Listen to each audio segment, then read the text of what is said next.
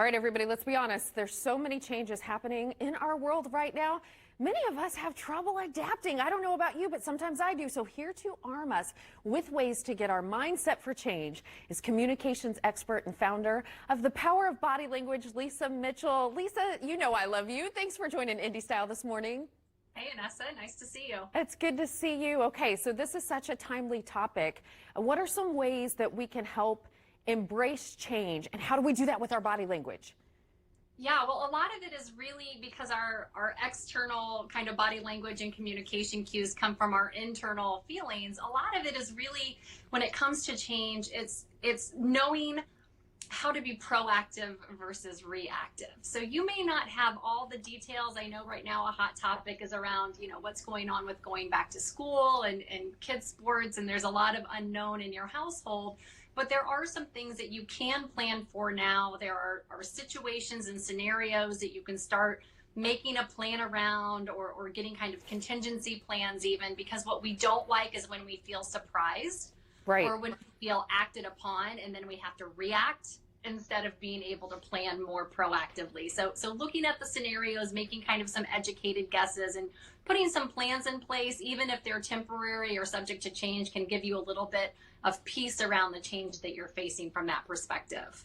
So how do you do that? How do you have some sort of like canned reactions or responses? How do you prepare yourself for that moment? Things are changing so fast. Sometimes we get bad news and about maybe at school, whatever, and we're tempted to react instead of respond, as you said. What are some body language ways that we can handle that?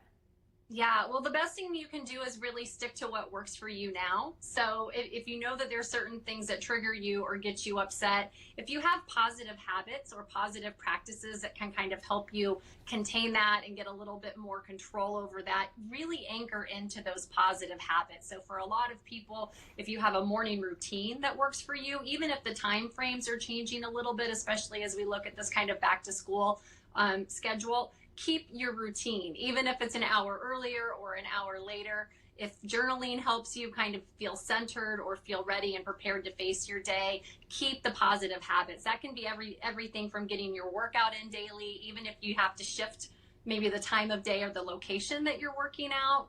Keeping those positive habits, giving that familiarity gift to yourself can really help you just show up better in general to whatever change and whatever uncertainty that you might be walking into. So good habits, keeping those even if you have to adjust them, is really key.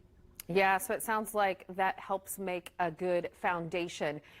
What do you see, not to throw you off, but what are some body language ways that you see people reacting that you maybe sit there and think as an expert, oh boy, they don't realize how this looks to the rest of us? Can you give us any specifics? Anything juicy? Yeah, I think really what's hurting people maybe that they don't know is when they aren't exercising a pause. So just taking a beat, taking 2 or 3 seconds to gauge, how do I feel about this? How am I most likely to react? Does that reaction really serve me well, or does it actually hurt me or maybe hurt other people? So when you feel yourself wanting to just jump right in and react, whether it's face to face or it's online or wherever you're interacting with people, just taking that pause to say, how am I showing up, both kind of physically and theoretically in this situation during this change? And is it going to help me and set me up for success, or is it going to hinder me or maybe throw an additional obstacle that's going to make change even harder? Yeah, I like that. Does it serve me well? Does it serve others well? Maybe am I going to regret the way I'm reacting later? It's amazing what 3 seconds will do.